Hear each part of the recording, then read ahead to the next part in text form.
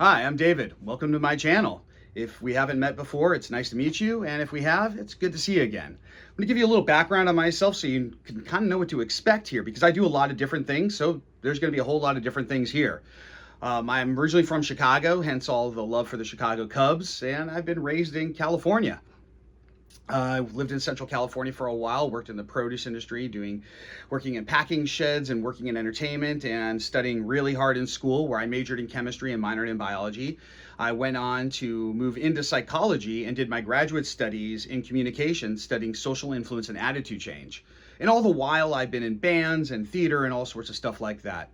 And my first year of grad school, I was actually an extra on a whole bunch of soap operas. And that's exactly what led to me ending up in Hollywood. I had a chance to leap onto a show as a production assistant. They gave me a week's notice. I said I can always go back to grad school, and didn't do my second year and ended up getting my PhD in Hollywood, which couldn't be more true. From there, I worked my way up in the TV field, working on the first reality shows ever and competition shows and music competition shows and things like that. But all the while, I was also running one of the most legendary private clubs in the world. I got thrown into the mix on Sunset Strip at a young age, and by the time I was 22, I was running on the Rocks and also helping manage the Roxy Theater down below, while I was still working in TV and navigating that.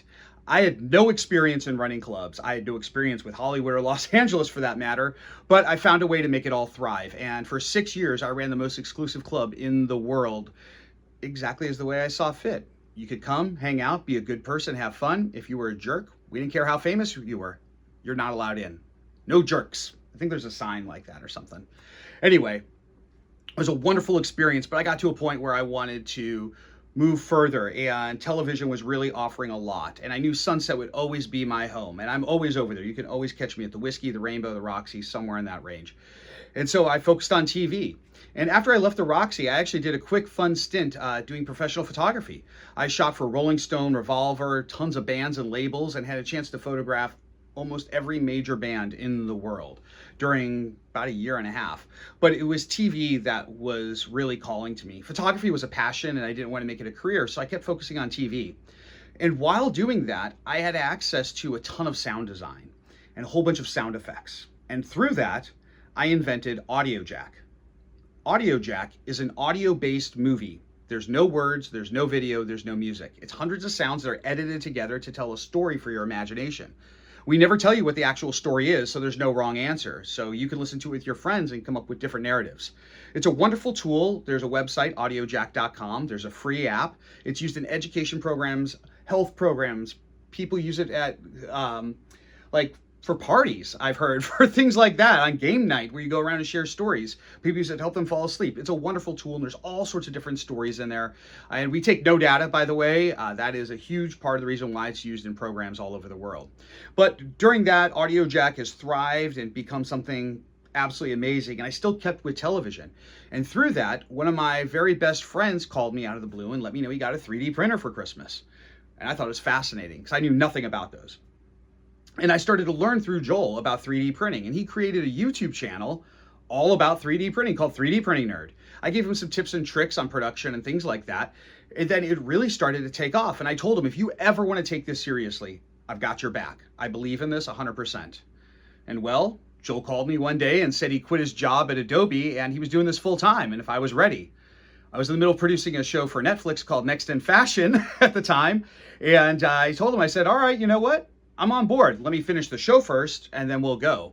I actually dipped out for one episode and flew to Prague with him to go do some stuff with Prussia, and that was an amazing experience.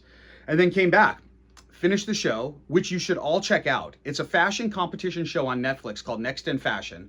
I did the first season, and then I was a consultant on the second season. And instead of having amateurs compete, we had the best in the world go head-to-head. I'm all for amateurs competing. I think it's a wonderful way to highlight new talent. But when you can take the best in the world and put them together, it's quite a sight. Not only were the designs phenomenal, but the competition between them was just so awesome to watch. So that went on, and then I jumped onto 3D Printing Nerd full time, took over that over 6 years ago, and here we are. Joel and I travel around the world doing all sorts of different stuff with additive manufacturing, engineering, and education. I still volunteer in education programs. AudioJack is a huge part of the education space. I still consult for other networks and TV shows about educational aspects and just general story and things like that. And I've been working with nonprofits as well in engineering and education. There's a whole bunch more to come. I just wanted to give you a quick little intro to who I am, what's going on in my world, and maybe you'll find something interesting here. And if not, thanks for hanging out and watching. Have a great rest of the day.